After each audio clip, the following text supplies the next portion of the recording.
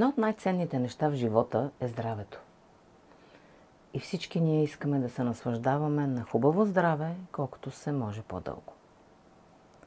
На тази тема има хиляди книги и видеа на YouTube, пълни с съвети за това как може да подобрим здравето си. И всеки експерт си има свои възгледи за това как да го постигнем, като някои от тези съвети дори са противоречиви. А искаш ли да знаеш как едно извънземно същество, като Башар, вижда човешкото здраве и какво препоръчва той, за да го подобрим? Сега ще ти споделя. Според Башар, ние се нуждаем от 6 основни елемента, за да поддържаме здравословното си състояние в баланс. Ето кои са те. На първо място се нуждаем от достатъчно количество кислород. Много от нас не поемаме всичкия ни необходим кислород, защото не дишаме правилно. А всички знаем колко е важно това. Кислородът играе огромна роля в обмяната на веществата. Подобрява кръвообращението и усвояването на хранителните вещества. Достатъчното количество кислород дава възможност на организма да се възстанови и укрепи имунната си система, която е нашата естествена защита срещу болестите. Кислородът е необходим за правилното функциониране на всички живи клетки. Кислородът е живот. Затова обръщай повече внимание на това да насищаш тялото си с колкото се може повече кислород. Това може да бъде постигнато чрез различни упражнения, медитации и дихателни практики, при които има дълбоки и бавни вдишвания и издишвания.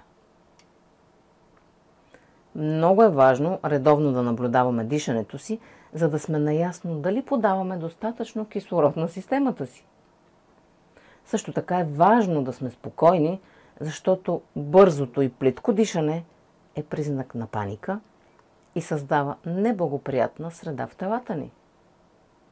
При такова дишане клетките ни не получават достатъчно количество кислород. Разбери, че начинът, по който дишаш, влияе на начинът, по който се чувстваш, и начинът, по който се чувстваш, влияе на начина, по който дишаш. Затова бъди наблюдателен и се свързвай с дъха си поне няколко пъти на ден. Това, освен че е бърз начин да се фокусираш в тук и сега, е и средство за балансиране и зареждане с кислород на цялата ти система. Ако искаш да се научиш да дишаш дълбоко, може да се запознаеш с някои техники от йогистката практика, наречена пранаяма, за която има много материали в интернет. Вторият елемент за оптимално здраве е хидратацията. Нашите тела са съставени предимно от вода. А ти колко вода пиеш на ден? Ама чиста вода, а не кафе, чай и всякакви други напитки. А знаеш ли, че минималното количество вода, което трябва да пиеш всеки ден, е поне 1-2 литра? Разбира се, това е строго индивидуално и зависи от много фактори, но това е минимумът.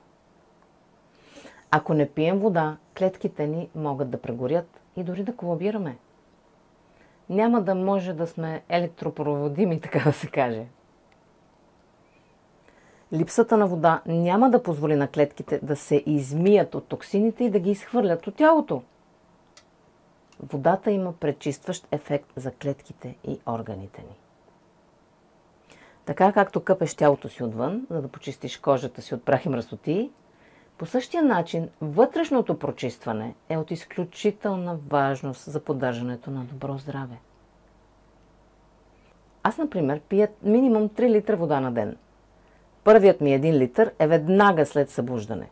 В рамките на час, час и половина съм го изпила. Въобще не чакам да изпитам жажда, защото знам, че жаждата е последният вик на тялото, че няма достатъчно вода. Ако си добре хидратиран, ти никога няма да изпитваш жажда. А знаеш ли, че много храни и напитки, които приемаме през деня, всъщност ни дехидратират? Затова е нужно да възстановим това количество, за да не лишаваме организма си от така нужната му вода. Всички знаем, че кафето е едно от тези дехидратиращи напитки. И за всяка една изпита чаша кафе е нужно да изпием поне 2 чаши вода, за да възстановим водата, която кафето ще изведе от тялото ни. Малко от нас знаят, че голяма част от симптомите, които имаме, се дължат на недостатъчно количество вода в телата ни. Например, честите главоболия са показателни за дехидратация. Ако често те боли глава, вместо веднага да посягаш към обезболяващи, помисли дали си пил достатъчно вода днес. Изпий поне 1 чаша вода и изчакай 30 минути. Гарантирам ти, че главоболието ти ще се облегчи. Разбира се, стига да нямаш други заболявания. Най-лесният начин да разбереш дали си хидратиран е като наблюдаваш цвета на урината си. Колкото по-светъл е, толкова повече вода има в тялото ти. Ако цветът е наситено жълт обаче, тичай бързо към чешмата, защото тялото ти крещи за вода. Третият важен елемент за оптимално здраве според Башар е движението. Чрез движението мускулите и различни системи в тялото ни изпомпват токсините навън и напомпват кислород в клетките ни. Колкото повече се движим, толкова по-здрава ще е костната ни система, а мускулите ни ще са еластични. Движението е живот. Когато се движим или спортуваме, това позволява на кръвта да носи кислород в различни органи, а лимфната система да пречиства тялото от токсините. Движейки се, ние зареждаме тялото си с кислород. Всички знаем, че след тренировка се чувстваме заредени и пълни с енергия, макар и преди това да сме се чувствали изморени и отпаднали. Така че, движението е най-бързият начин да се освободим от напрежението и да се заредим с позитивна енергия. 30-минутна разходка на ден, ако е в природата още по-добре, дава на тялото ни нужното количество кислород, за да зареди клетките ни. Когато не се движим достатъчно, започваме да трупаме излишна енергия под формата на килограми на различни места, които отразяват състоянието ни на недвижение и заседналост. Разбира се, тук не коментирам хронични или хормонални заболявания. Четвъртата поред, но не и по важност, препоръка на Башар за оптимално здраве е намаляване нивата на стрес. Стресът е реакция на организма към реални или въображаеми ситуации, които понякога надхвърлят ресурсите ни за справяне с тях.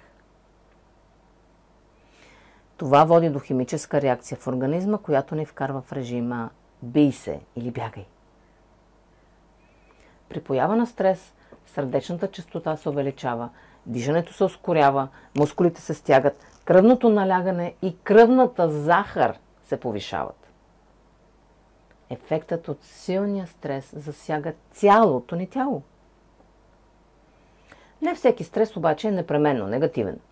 В малки дози може да ни помогне да изпълним задачи с краен срок, както и да предотвратим нараняване. При големи дози обаче организмът може да изчерпа всички налични ресурси и запаси, защото е в постоянна тревога и в очакване на опасност. А когато сме в такава ситуация, тялото спира поддържането на конкретни функции и органи в тялото, за да може да снабдява с кръв крайниците. Затова, когато сме под силен стрес, не е желателно да взимаме важни решения. Ако след стрес тялото ни не се върне в състояние на релаксация, това ще доведе до хроничен стрес, както и до различни увреждания и дисбаланс в клетките ни. След физически и емоционален стрес, нивото на хормона кортизол, наречен още хормон на стреса, рязко се повишава. Този хормон е много важен за почти всички функции в човешкото тяло. В излишък обаче кортизолът може да доведе до сериозни проблеми в тялото.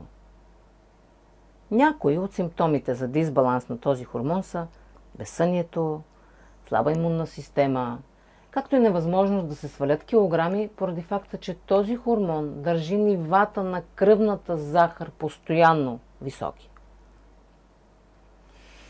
След всичко описано до тук, вярвам, разбираш колко е жизнено важно да си спокоен и да си отделяш достатъчно време за почивка. Както някой беше казал, ако нещо ти коства спокойствието, значи е прекалено скъпо. Освобождаването от стреса е от изключителна важност.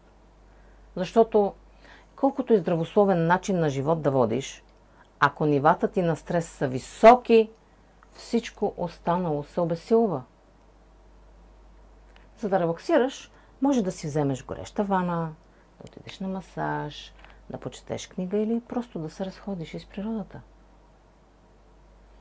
Най-честата причина за стрес е ментална и идва от нашите ограничаващи убеждения, заради които интерпретираме неутрални ситуации като негативни или застрашителни.